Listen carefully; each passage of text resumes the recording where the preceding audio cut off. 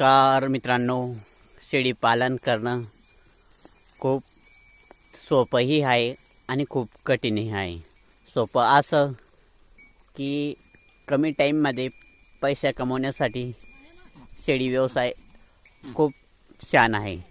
पण त्यासाठी लागणारी मेहनत, हिरवा चारा, शेळीसाठी हिरवं गवत वगैरे यासाठी खूप मेहनत लागतं.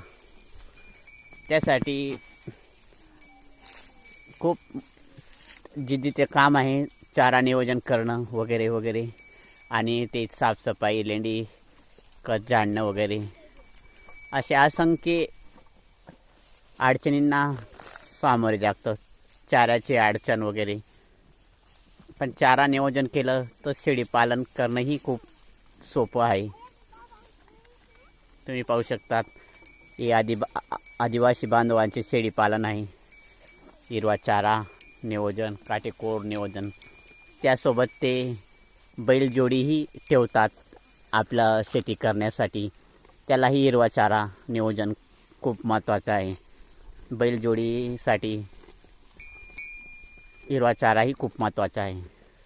कोरडा चारा खाऊन खाऊन बैलजोडी, शेळी कंटाळा येतो. त्यासाठी हिरवा चाराही खूप महत्त्वाचा आहे.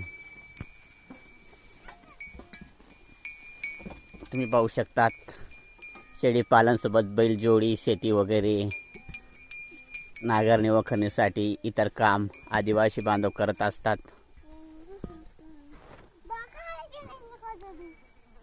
खूप धकाधकीचे जीवन ते काढत असतात.